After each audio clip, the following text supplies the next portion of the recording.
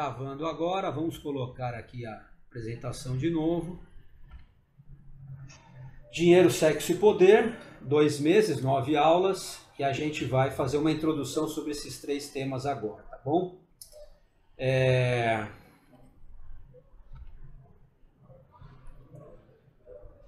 Vamos lá, os professores então. Eita, negão bonito, hein? Esse aqui é o mais bonito dos professores, ó. Reginaldo Rezende. Esse é o mais maduro de todos, Fábio Carlini. O cara pegou minha foto lá no casamento, papai. E eu sou o mais simpático, né, gente? Desculpa, mas tá aqui. Então nós 3 aí que vamos estar com vocês aí nesse bimestre, tá bom? Esse aqui são os livros que a gente vai usar de base. Essa revista do Dinheiro, Sexo e Poder, ela foi, na verdade, escrita em cima desse livro do Richard Foster. E a gente também tem alguns livros aqui complementares. Esse do John Piper, que eu não li ainda, mas a gente vai dar uma olhada nele. Esse do Tim Keller é muito bom. Eu estou usando ele bastante agora nessa primeira aula. E tem esse do Philip Ryken sobre o rei Salomão. Nós vamos falar um pouquinho sobre ele hoje também. Depois eu vou mandar esse material para vocês, tá, gente? Se vocês puderem colocar o celular de vocês aí no chat, depois a gente envia esse material aí pelo WhatsApp, tá bom? Muito bem. Será que tem necessidade de nós estudarmos esses temas? Já que Deus criou toda a riqueza, né? Isso tudo vem de Deus, a riqueza do mundo, e distribuiu aos homens. Então, me parece que a riqueza é algo muito bom, né? Depois Deus cria o sexo, Deus cria a paixão, Deus cria o relacionamento amoroso e diz que é muito bom, que é bom, né? Que o homem esteja junto com a mulher, que se multiplique, enfim. Então é plano de Deus a riqueza, é plano de Deus o sexo, e também é plano de Deus poder, né? Aliás, ele tem todo o poder, ele delega aos homens autoridade e delega aos homens domínio. Então, se nós temos esses 3 assuntos aqui, dinheiro, sexo e poder, vindos de Deus, por que a gente precisa se preocupar com isso? Essa é uma pergunta que a gente tem que fazer. Bom, a resposta é essa daqui, gente. Porque se eles estiverem no lugar errado no nosso coração, ou na intensidade errada, né? Ou com uma motivação errada, com um propósito errado, eles vão tomar o lugar de Deus no nosso coração. Então, essa é a grande questão que a gente precisa analisar aqui. Isso tem um nome, isso se chama idolatria. Ok?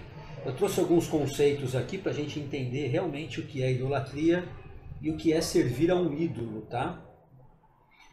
Então, ídolo é qualquer coisa que você observe e diga, no fundo do seu coração, se eu tiver isso, então sentirei que minha vida faz sentido. Ou, se eu tiver isso, então saberei que eu tenho valor. Se eu tiver isso, então me sentirei importante ou seguro. Então o ídolo, ele tem essas características, né, de capturar o nosso desejo. Interessante que o ídolo, ele geralmente são coisas boas da vida, né? Porque você não vai servir a algo que você percebe que é mal, que é ruim. Eu vou pedir para vocês fecharem um pouquinho o microfone, que está dando uma interferência, gente. Obrigado. Então o ídolo é qualquer coisa que serve de Deus falso, especialmente as melhores coisas da vida. Ok? O Jailson tá bem baixo, viu? Quer falar um pouco mais próximo. O meu som tá baixo? Tem algumas pessoas que estão escrevendo no chat falando que tá bem baixinho. Ah, é? Deixa eu ver se eu consigo aumentar aqui. Pra mim tá bom também, tô ouvindo bem.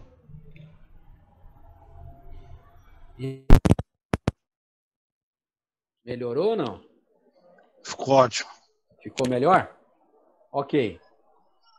Bem melhor. Então, gente, vamos participar aí agora, um de cada vez aí. O que vocês acham, então, que pode ser uma coisa boa, que de repente, se ficar muito grande, ela se torna um ídolo na sua vida? Uma coisa boa. Vamos lá.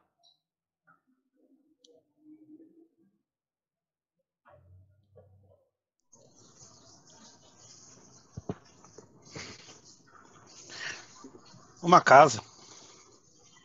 Ok. Uma casa com piscina ainda, Fábio. Aí fica mais tentador. Filhos, muito bem. Igreja. Igreja. Trabalho, carreira. Não é, Laís? Lazer também, né? Se divertir. Lazer, viagem, né? Viagem. Okay. Dormir. Sono, descanso, é verdade. Comer. Muito bem. Então, ok. A sogra. Já deu para a gente ter uma noção aí de coisas boas que podem se tornar ídolos, né? Então, o ídolo ele tem uma posição de controle em nosso coração a ponto de você ser capaz de investir nele a maior parte de sua paixão e energia. Sabe, aquilo que realmente você coloca toda a sua determinação, os seus recursos emocionais, os seus recursos financeiros, né? Tudo aquilo que você está focado em conquistar. Você não pensa duas vezes, aquilo é uma prioridade na sua vida. Então é bom a gente já ir pensando nas coisas que a gente mais se entrega na vida para ver se talvez possa ser um ídolo, tá? A gente vai falar sobre isso para frente. Então os ídolos nos dominam, uma vez que sentimos a necessidade de tê-los a fim de que a vida faça sentido. Então é aí que entra o ídolo. Ele entra com essa proposta de fazer sentido para a nossa vida. Então, se eu perder esse ídolo, vamos dizer que sejam os filhos, né? Então, se eu perder os meus filhos, não tem mais sentido de viver. Deus pode me levar junto. A gente ouve vários pais falando isso, né? Ou, olha, eu investi toda a minha vida nessa carreira. É isso que eu amo fazer. Então, se isso for tirado, se eu for demitido, ou se eu perder esse negócio, que eu coloquei a minha vida, tudo aqui, então não faz mais sentido eu viver. Então isso se tornou um ídolo. Muito bem. Quando então que o dinheiro se torna um ídolo? Quando ele vira uma cobiça, tá? Conceito de cobiça é esse aí, olha. Desejo ardente de possuir ou conseguir alguma coisa. É um desejo imoderado, ou seja, ele passa dos limites de conseguir bens, de conseguir riquezas ou honras, ambição, avidez, concupiscência. Então, quando aquilo está movendo todo o nosso coração em torno disso, a gente tem que abrir o olho, que a gente está refém daquilo que no começo era muito bom, mas passou dos limites, né? E o sexo? O sexo também pode virar um ídolo, né? Quando ele se torna luxúria, desejo sexual intenso, lascívia, comportamento desregrado em relação aos prazeres do sexo, libertinagem, sensualidade. Então a gente percebe que o dinheiro, ele não é um ídolo. Oi, Dona Maria. Opa! Deixa eu voltar aqui. Ah, o Arthur que entrou aí. Então, gente... O Arthur entrou e falou: oi, Dona Maria. Oh, meu Deus, oi, Dona Maria. Desculpem. Então, pessoal, o dinheiro ele não se torna um ídolo enquanto ele não vira esse desejo ardente de cobiça. O sexo, se ele tiver dentro dos padrões bíblicos, né, que Deus estabeleceu, também não tem problema nenhum. Mas a hora que ele se torna esse comportamento desregrado, então ele pode se tornar um ídolo. E o poder... Rogério, antes de você passar, eu queria fazer uma pergunta antes de você passar para o próximo sobre o sexo. O sexo ele pode se tornar um ídolo dentro do casamento? Pode. De que forma? Se nós usarmos ele fora dos padrões bíblicos. Porque o sexo também existe padrões bíblicos para você usufruir desse benefício, vamos dizer assim, né? Então, a gente poderia falar aqui várias situações abusivas de sexo dentro do casamento. Então, depois a gente pode até entrar com mais detalhes nisso, se alguém quiser participar também, mas tem várias situações onde ele passa dos limites.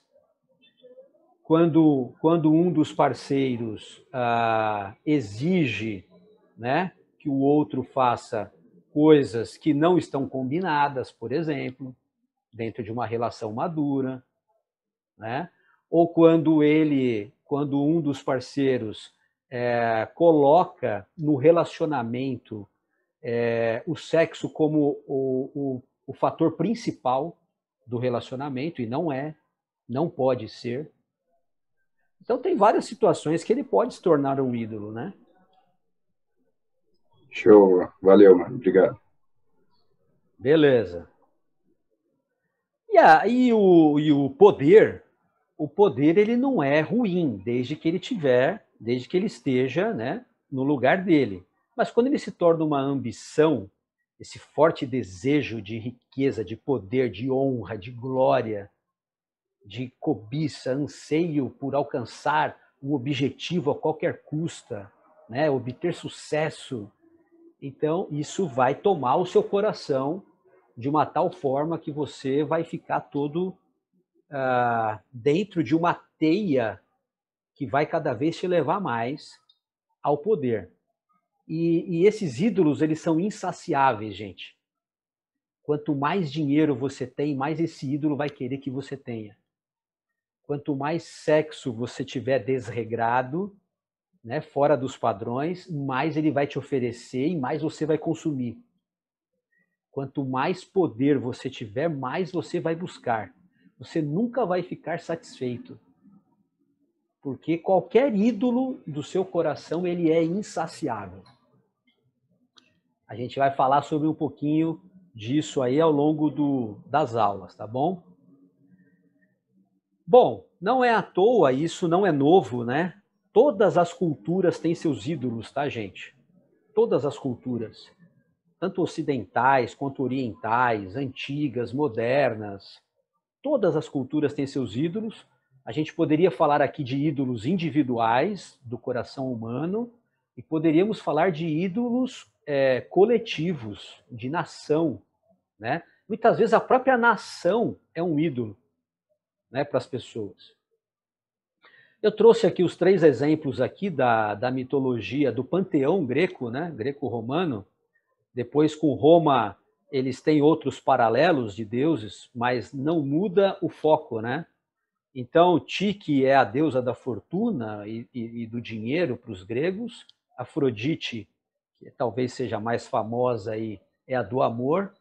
E Ares, que é o deus da guerra, é aquele que dá poder, né? Dá poder na conquista, dá poder no sucesso. A gente poderia falar de muitos outros deuses, de outras culturas, tanto babilônica, persa, egípcia, esses deuses aí que estão agora aí famosos aí na Marvel, são deuses celtas, né? Eu esqueci agora, nórdicos, eu não lembro agora. Quem acompanha isso aí? Poseidon, esses outros aí, vários. É. Thor. Isso aí. Muito bem. Eu trouxe então aqui um estudo de caso para gente. Eu queria que, não sei quem está com a Bíblia aí, eu vou pedir para alguém ler. Alguém, por favor, abra em Deuteronômio 17 e outra pessoa em 1 Reis 10. Nós vamos ver a história de Salomão, né? E como ele se relaciona com esses três temas, ok? Quem abriu aí Deuteronômio 17 e 16?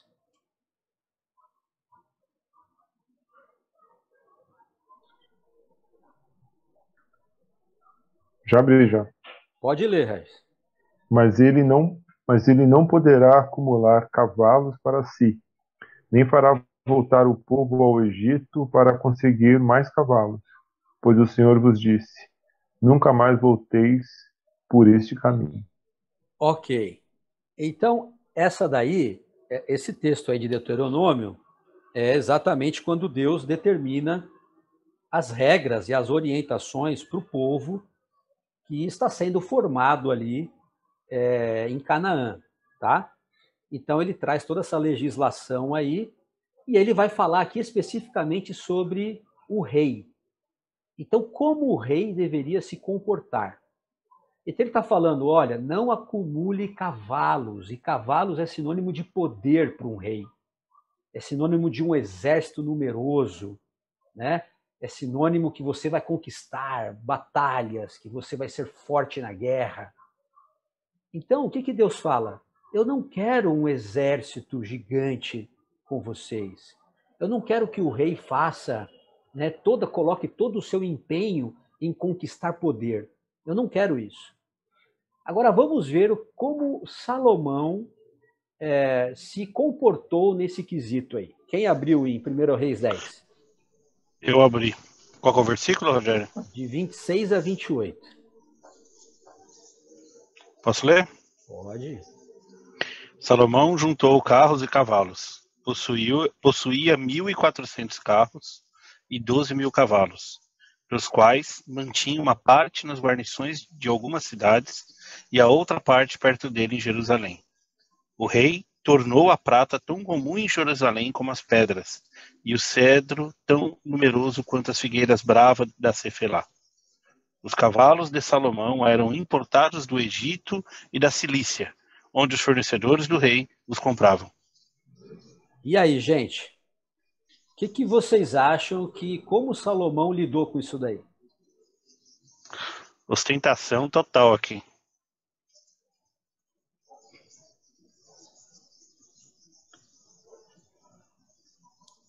Quem mais aí quer falar sobre a relação de Salomão com o poder e com a orientação de Deus? Ele começou a infringir uma regra, né, que Deus tinha acabado de impor. Né? É isso Já aí. começou aí a queda dele. Então a gente percebe que Salomão não soube lidar bem com esse cenário, né? Vamos dar uma olhada lá agora no próximo tópico aí. O próximo versículo de Deuteronômio, o versículo 17, vai falar sobre a sua relação com o sexo. Quem pode ler?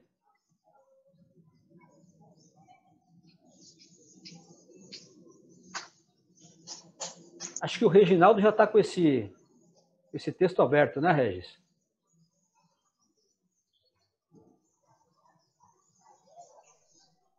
Posso ler? Pode. Deuteronômio 17 e 16. Não, 17 e 17 agora. 17 e 17. Ele não deverá tomar para si muitas mulheres. Se o fizer, desviará o seu coração. Também não deverá acumular muita prata e muito ouro. Muito bem. Olha a orientação de Deus para o rei. Quem pode ler 1 Reis 11, de 1 a 3? Eu posso. Precisar tá na mão. Ah, vai lá. Além da filha de Faraó, Salomão amou muitas mulheres estrangeiras, moabitas, amonitas, edomitas, sidônias e eteias, mulheres das nações que o Senhor tinha dito aos filhos de Israel: não casem com elas, nem casem elas com vocês, pois perverteriam, Pietro, silêncio, perverteriam o coração de vocês para seguirem os seus deuses. A este Salomão se apegou pelo amor. Tinha 700 mulheres que eram princesas e 300 concubinas, e suas mulheres que lhe perverteram o coração. Olha só, gente, a seriedade do negócio. A orientação para o rei era não ter muitas mulheres. A Priscila até gaguejou quando ela foi ler 700 mulheres que o cara pegou, fora as 300 concubinas, gente. Desculpa. Não, é porque você ficou assustada. Concentração. Desculpa. Foi. Vocês viram depois? Eu falei, não, acho que é 7. Aí eu li de novo. Aí eu falei, não, é isso mesmo. Então. Agora, gente, vocês viram o final do texto que a Priscila leu? E as mulheres perverteram o coração do rei. Olha só como é que o negócio fica. Isso aí daria estudo de caso mesmo, viu, Rogério?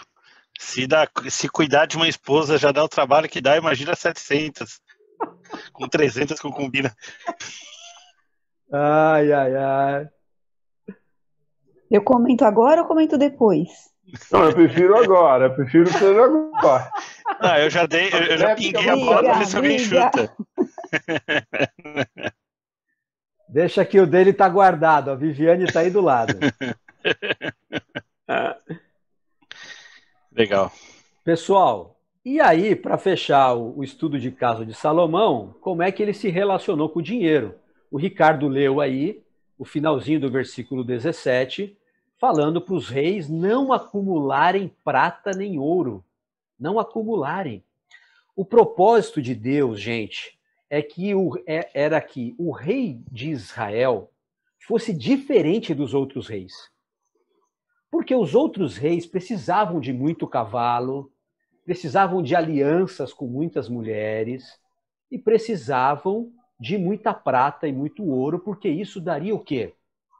Daria segurança para o reinado. Mas o projeto de Deus era que Israel confiasse em Deus e não no rei, não na sua força, não no seu dinheiro. Essa é a questão. Então, ao mesmo tempo que Salomão ele tem uma grande ascensão, né, com o poderio e a expansão territorial de Israel, foi exatamente isso que gerou o declínio dele, porque ele usou de subterfúgios não bíblicos, fora do plano de Deus, para expandir. Quem pode ler esse último texto de 1 Reis 10, de 14 a 17?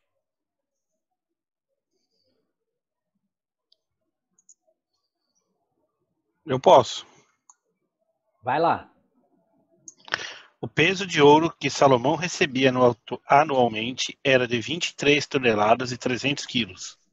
Foram os impostos pagos por mercadores e comerciantes e por todos os reis da Arábia e pelos governantes do país. O rei Salomão fez 200 escudos grandes de ouro batido, utilizando 3,6 kg de ouro em cada um. Também fez 300 escudos pequenos de ouro batido, com 1,8 kg de ouro em cada um. O rei os colocou no palácio da floresta do Líbano. Bom, então já deu para perceber que ele não seguiu a orientação de Deus, né? Ele foi acumulando riqueza e confiando nessas riquezas, né? Muito bem, gente. Então deu para a gente perceber aí que esses 3 temas eles vão ser muito fortes para nós aqui ao longo desse bimestre. e a gente vai se aprofundar um pouquinho agora em cada um deles, tá? Eu quero falar um pouquinho sobre o dinheiro hoje. Será que dinheiro tem face, gente? Tem lado, né? Tem coroa, cara e coroa, né?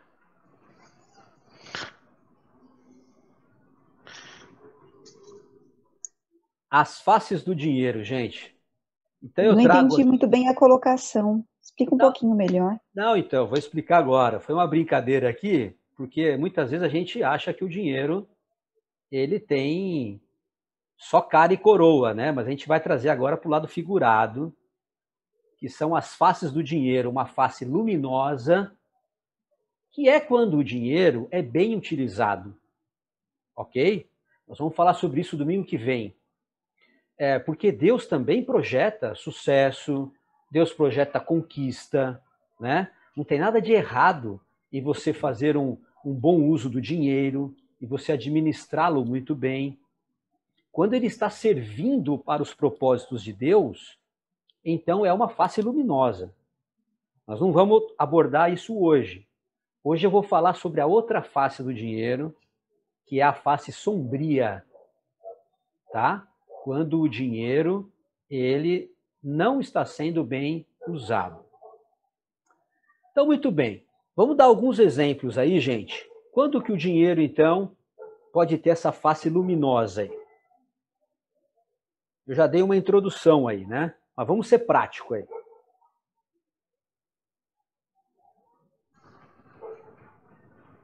Você usa para abençoar outras pessoas, não, já? Boa. Ele é luminoso quando você investe no reino, né? Boa. O dinheiro é útil quando você supre as necessidades diárias da sua família, pessoal, ajuda os outros. Muito bem. Quando ele é usado dentro... Perdão, vai lá, Thiago. Acho que quando ele proporciona momentos e situações legais pra gente, prazerosas mesmo, também faz parte. Ok. Quando ele é usado dentro dos limites bíblicos, né? E aí tem várias utilizações, né? Inclui o que o Thiago falou, o que a Sandra falou, todo mundo disse aí. Tem um critério bíblico de utilização, né? Para ele. Que é para aquilo que não fere nenhum princípio bíblico, vamos assim dizer. Agora vamos lá, vamos refletir um pouquinho quando que o dinheiro tem uma face sombria. Quando ele some, não é brincadeira.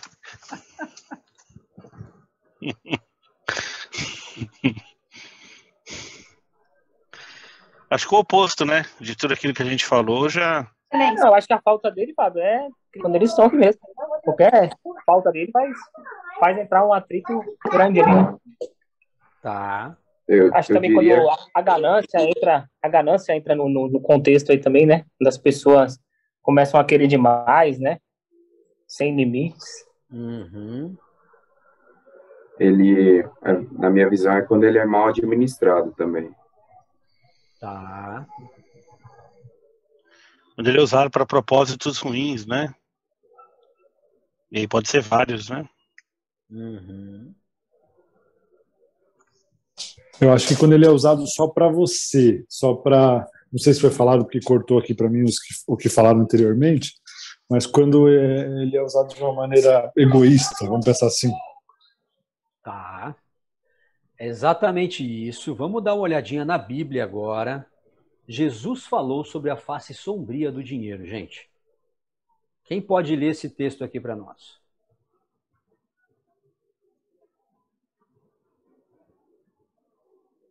Cuidado, fiquem de sobreaviso contra todo tipo de ganância. A vida de um homem não consiste na quantidade dos seus bens. Lucas 12:15. Esse aqui.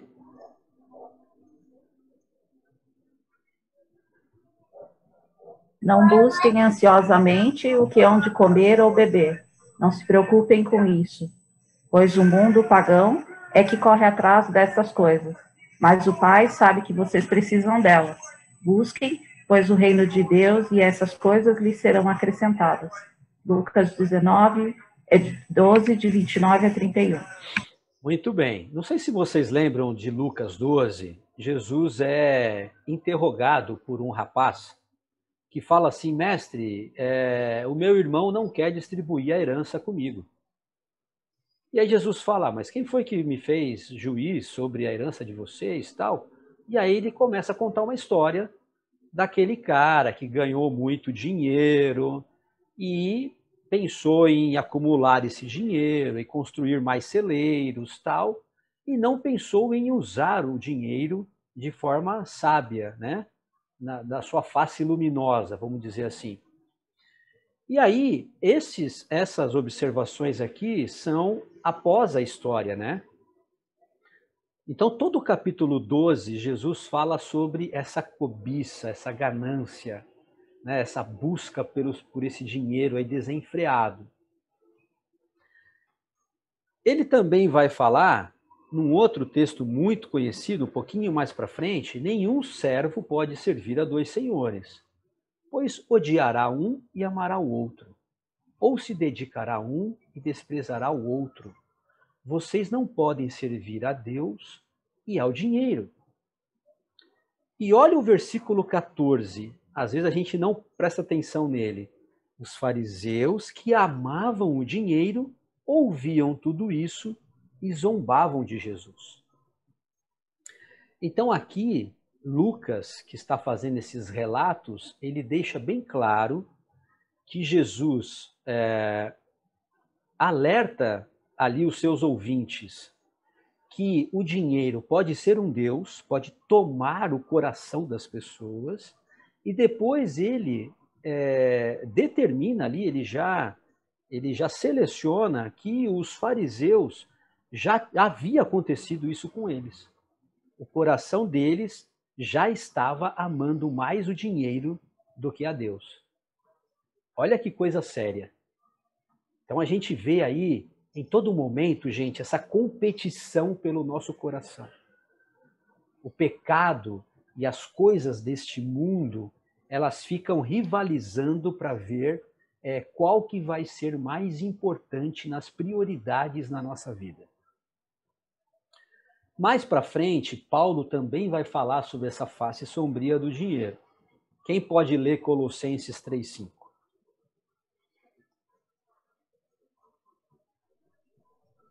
Eu leio. Portanto, matem os desejos deste mundo que agem em vocês, isto é, a imoralidade sexual, a indecência, as paixões maus, porque a cobiça é um tipo de idolatria. Olha só, Paulo então ele já vai no ponto, né? Ele fala: vocês têm que se desviar do pecado, imoralidade sexual, impureza, paixão, desejos maus e a ganância, que é idolatria. Então ele já bota aqui o dinheiro novamente como um Deus no coração do homem. E para Efésios ele vai falar algo parecido. Quem pode ler 5:5 aí?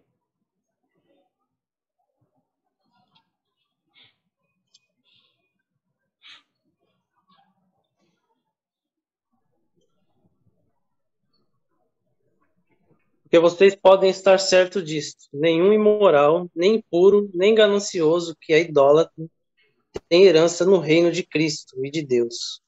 Efésios 5:5. Beleza, obrigado. Então, novamente, o ganancioso é um idólatra. Então, a ganância virou um ídolo no coração de alguns leitores ali, de alguns ouvintes. Muito bem. Esse filósofo alemão, o Friedrich Nietzsche, ele tem várias frases famosas, né? E ele era um ateu assumido. Uma das frases dele faz um prognóstico, né? Ele diz assim: com a ausência crescente de Deus na cultura ocidental, gradativamente ele será substituído pelo dinheiro. O que vocês acham? Que o Nietzsche acertou? Eu acho que é uma das faces, né, tipo, da secularização, mas não só o dinheiro, mas tipo, existem várias áreas que a gente tem colocado, que a nossa cultura, a nossa sociedade tem colocado como Deus. Então, tipo, ele acertou, eu acho que uma das coisas que as pessoas têm colocado como Deus. Boa, Henrique.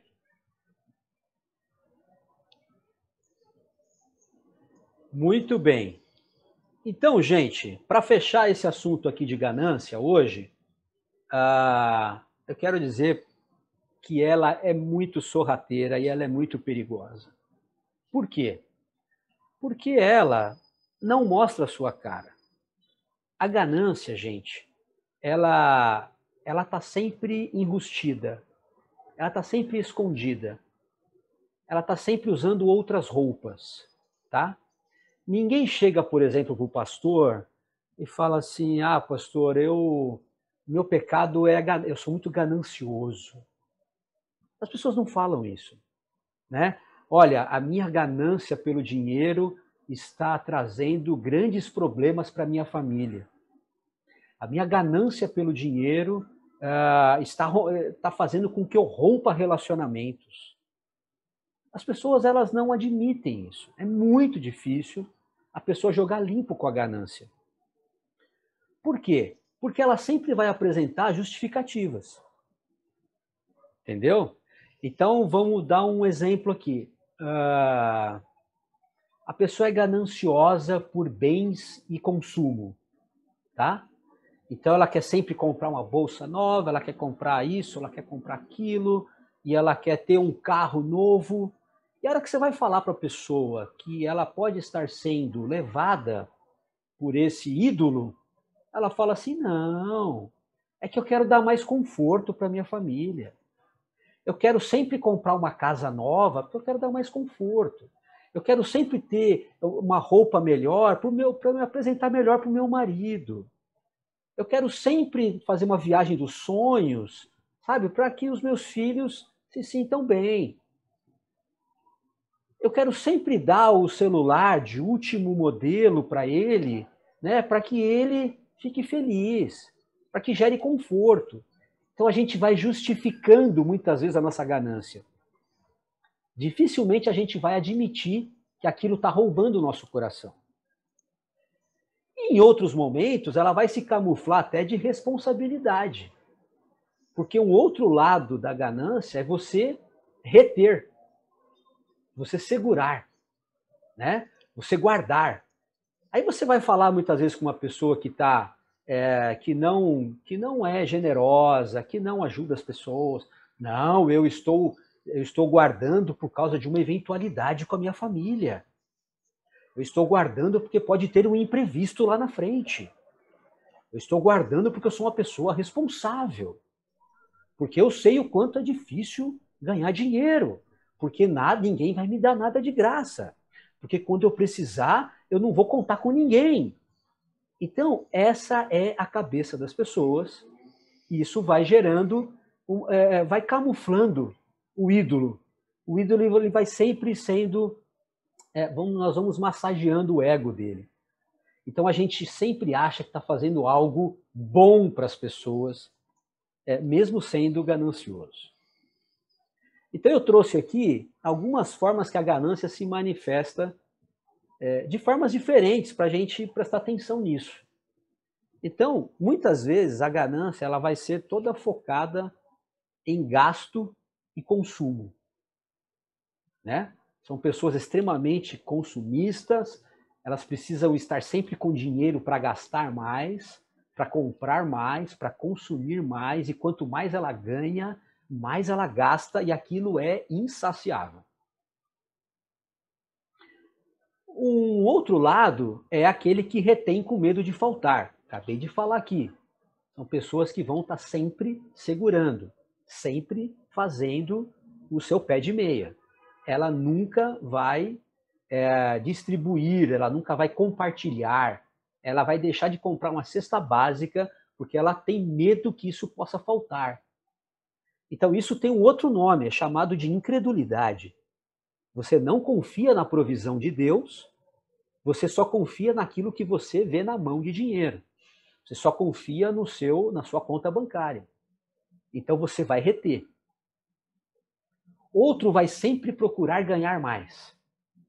Ele vai estar sempre procurando um jeito de ganhar mais dinheiro. Às vezes ele nem consome tudo aquilo, e às vezes ele nem retém. Às vezes ele até é generoso, mas ele quer sempre mais dinheiro. Então ele está sempre procurando formas de fazer essa roda girar. E uma outra forma é quando eu me comparo com o que os outros têm. Essa também é uma forma de ganância. Porque muitas vezes você vai conversar com uma pessoa, você fala assim, meu querido, você não precisa trocar o seu carro agora, o seu carro tá bom, tal. Aí ele fala assim, não, mas é que você não sabe o carro do meu vizinho, é muito melhor que o meu. Né? Então, olha, você não precisa trocar o celular, você está refém disso, toda hora você precisa... Não, mas é que você não sabe, o pessoal lá do trabalho está todo mundo de iPhone 12. Então, essa comparação com os outros, ela vai gerando, então, também essa ganância de... Então, isso se chama também inveja, né? Também se chama inveja. Então, você vê que a ganância, ela tem várias ramificações. Ok? Rogério? Algum comentário aí, gente? Eu queria fazer um. Eu acho que é importante a gente ter aqui, claro, a definição de ética, né? Para a gente entender tudo isso. Vocês estão me ouvindo bem, pessoal? Sim. Então, né? Tá. Porque a ética da nossa sociedade aí moderna, talvez muito dessas coisas ao longo da história foi igual, mas o nosso sucesso é medido por aquilo que a gente adquire, né? A pessoa é bem sucedida por aquilo que ela tem, aquilo que ela possui. E então, se a gente for seguir a maré aí da mídia, da maioria, a gente vai ser tentados a querer adquirir cada vez mais, a possuir cada vez mais, e esse possuir envolve ter mais poder, ter mais bens, ter mais prazeres do que todo mundo tem, e aí tem um problema grave por trás disso, porque a ética bíblica, que é aquilo que Deus ensina como o que é correto, na perspectiva bíblica, vai num caminho diferente, né, Rogério? E todos aí. Que é o bem do outro, que é agradar a Deus, que é abrir mão das nossas vontades, que é sacrificar a nossa carne. Então, assim, eu acho que a gente vai tratar esses temas mais adiante, com mais profundidade, mas eu acho que é importante, quando a gente olhar para a ganância, a gente entender que é uma questão de ética, né, que a sociedade hoje vê como algo positivo muitas vezes, mas Deus condena. E eu quero só fazer uma colaboração, acho que faz todo sentido com o que o Fabião falou, que acho que é uma luta minha, é uma palavra chamada equilíbrio. Como é que a gente tem equilíbrio nisso, né? Então, para exemplificar isso, durante alguns anos, eu e a Nath, a gente, às vezes até com dinheiro na mão, a gente ficava meses ou períodos conversando se a gente devia trocar de carro, porque o nosso carro estava bom. Mas ele não tinha ar-condicionado, o carro anterior. E a gente tinha pego um carro quase zero, não sei o quê. Mas aí quando a gente ia comprar, a gente falava, mas a gente não precisa do carro. Não precisa, então, é muito difícil chegar num equilíbrio onde você usufrui, ou usa, né? Mas isso também está muito ligado com o seu coração. Eu acho que quando você compra em paz, você está em paz, acho que Deus te deu a paz e segue em frente, né? Mas tem algo te impedindo, então eu acho que o equilíbrio é uma coisa muito difícil e acho que uma coisa que a gente tem que levar muito em consideração é a que custo as coisas, né? O Rogério usou bem o exemplo de que às vezes a gente faz a coisa certa, até para justificar as coisas erradas que a gente faz, né? Então trabalha muito. Até que ponto se esfolar e deixar os filhos em casa ou negligenciar em outros aspectos vale a pena? Então, é uma luta que eu tenho direto e eu não sei, de verdade, eu acho que a palavra na minha cabeça eu não sei se eu estou fazendo certo ou se estou fazendo errado. Se eu deveria ganhar meio X e trabalhar meio período e ficar mais tempo com os meus filhos, eu não sei. Uhum. Entende? Então, essa palavra equilíbrio para mim é muito difícil eu ainda não aprendi, então por isso que eu estou aqui para aprender com vocês. Posso falar um pouquinho sobre o que eu pensei na medida que a gente lia os versículos. Lá em Atos, eles falam que eles vendiam tudo e tinham tudo em comum. E quando eu vejo a questão da desigualdade social, aqui do meu lado, né? Qualquer lugar que vocês morem, vocês vão avistar perto de vocês uma favela.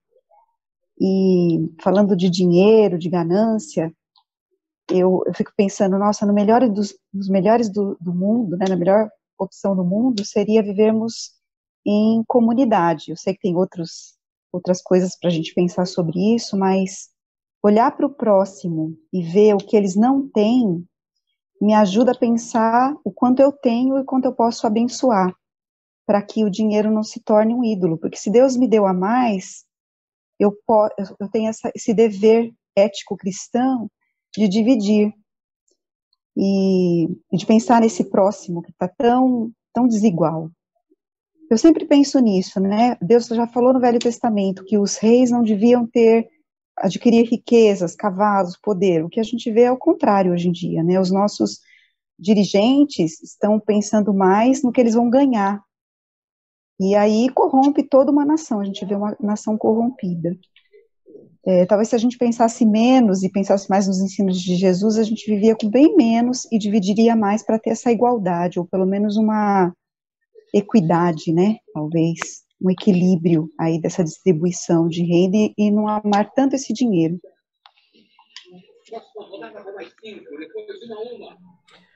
Muito bom. É isso, Sandra.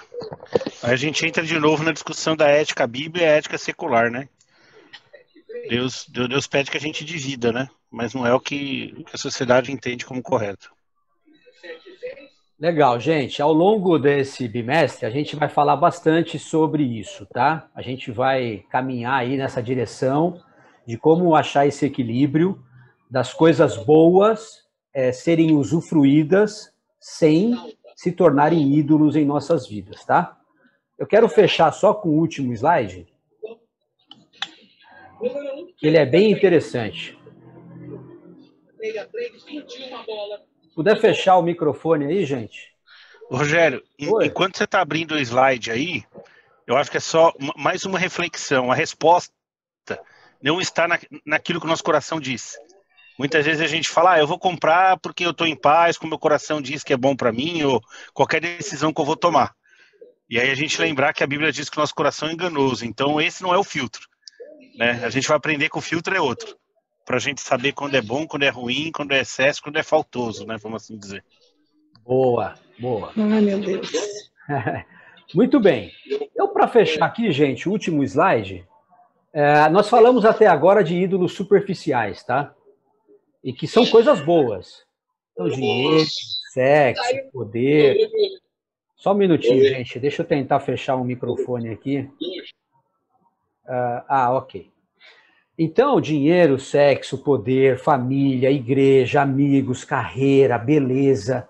Não tem nada de errado nisso, se eles forem usufruídos de forma correta no seu devido lugar, tá? O problema é quando eles se tornam ídolos. E por que eles são chamados de superficiais? Porque, na verdade, existem ídolos profundos na nossa alma. E esses ídolos profundos é que usam os ídolos superficiais. Então a gente acaba assistindo, ou vendo, ou percebendo só a ponta do iceberg. Então muitas vezes a gente vai falar assim, eu preciso me livrar dessa força do dinheiro. Mas o que me move para eu ter isso? Percebe? Então, isso pode ser o ídolo profundo meu de influência e poder. Esse é um ídolo profundo. Eu preciso estar sempre influenciando pessoas. E eu vou precisar do dinheiro para isso. Ou eu preciso estar sempre no poder. Então eu vou precisar utilizar o sexo para isso. Ou eu preciso sempre da aprovação e da estima das pessoas. Então eu não me importo, talvez, uma pessoa que tenha esse ídolo aqui, o 2, ela talvez não se importe de perder influência e poder, desde que ela tenha aprovação. Então essa muitas vezes é a pessoa que vai falar assim, não, pode ficar com o meu lugar. Não, pode ser promovido na minha frente, desde que você goste de mim. Desde que você não me tire do seu círculo de amizades. Entende? Então ela pode negociar o poder dela para receber a aprovação. E o cara da influência é o contrário. Vamos supor aqui um político. Ele não está nem aí com a aprovação pública das pessoas. Ou os juízes lá do STF, que agora estão na moda. Ele não está nem aí com a estima e a aprovação das pessoas, desde que ele exerça o poder. Então o ídolo do poder é muito mais forte para ele. Tem outros que o ídolo é o conforto físico e emocional. E ele vai utilizar da família, ele vai utilizar da igreja, ele vai utilizar do lazer para isso. Então os ídolos superficiais vão servir os ídolos profundos. Tem outros que estão focados em segurança e controle. Ele precisa estar no controle das situações, né? Ele precisa ter segurança, ele não pode ser pego de surpresa, ele não pode ter imprevistos. Então, muitas vezes ele vai usar o dinheiro para isso, ele vai usar o poder que ele tem, ele vai manipular a família, ele vai manipular amigos. Então, os ídolos superficiais vão servir para alimentar esse ídolo profundo dele. Claro que isso daqui, gente, são temas complexos, não dá para a gente pegar tudo isso agora. A gente vai falar nisso daqui ao longo do bimestre. Isso daqui é só uma introdução, tá? Então não se sintam assim ansiosos por definições agora. Isso aqui é tudo para a gente ir pensando. Ao longo dos domingos a gente vai maturando isso, tá? Depois eu vou também compartilhar com vocês o PDF do livro Deuses Falsos, do Tim Keller, que a gente tem aqui para enviar para vocês. Não sei quem já tem esse livro físico, mas a gente vai mandar o PDF. Ok, gente? Então era isso para a gente começar, para gerar aí essa curiosidade em vocês, para vocês chamarem os amigos, para a gente continuar aí mais 8 domingos juntos. Comentários finais? Ô, Rogério, sim. Eu queria só fazer 2 perguntas relacionadas a... Uma é relacionada ao dinheiro e a outra é relacionada ao tríade, né? A primeira relacionada ao dinheiro queria saber se a gente vai abordar sobre lucro ser pecado. E a segunda pergunta é sobre se a gente vai abordar capitalismo versus socialismo, por exemplo. A questão do lucro eu acho que vai rolar sim nas 2 próximas. Tanto o Fábio quanto o Reginaldo vão ainda falar sobre dinheiro nos 2 próximos domingos. A questão política eu não sei se está contemplada, mas a gente pode abrir um parênteses em algum momento aí, sem problema.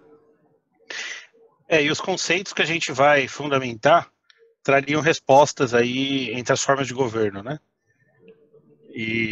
Porque as formas de governo, elas são maneiras que as sociedades se organizam aí fundamentados na ética atual, né? De novo, voltando no fundamento ético.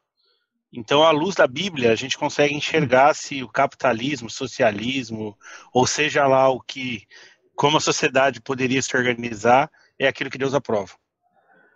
Só para a gente fazer uma pincelada, o Tim Keller fala sobre isso, que os sistemas de governo, eles muitas vezes são ídolos na sociedade.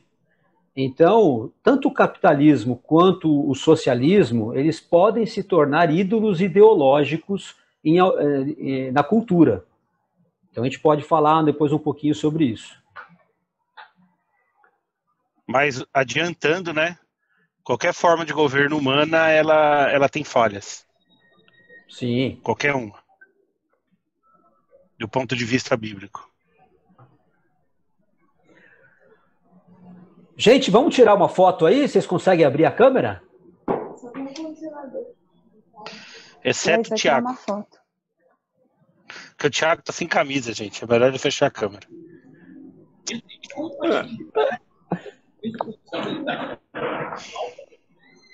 Cadê ele? Ô, Thiago, é brincadeira. Abre aí, pô. Pessoal, não esqueçam de me mandar depois aí, ou no chat, ou no particular, quem quer receber os materiais, tá bom? Fala aí, gente. Eita, que família bonita aí, hein, Davidson? O que você está fazendo aí, Lala? É um coração em coreano. Ai, gente, que isso? Mas pra mim parecia que ela tá fazendo assim, ó, din-din, din-din. Foi o que eu entendi. É um coração mesmo. Ai. Quem tá tirando a foto aí? Tirou já? Eu já fiz um print aqui. Boa. O Reginaldo saiu chorando na foto, assim. Legal, pessoal. Então é isso. Obrigado aí. Bom fim de Obrigada, gente. Valeu. Boa Valeu. semana. Obrigado, gente. Boa noite. Foi ótimo. Muito bom. Obrigada, gente. Boa noite. Pra quem achou que essa aula ia ensinar como ganhar dinheiro, quebrou a cara, hein? Não, aí tem que falar com a Kátia e o Emilson.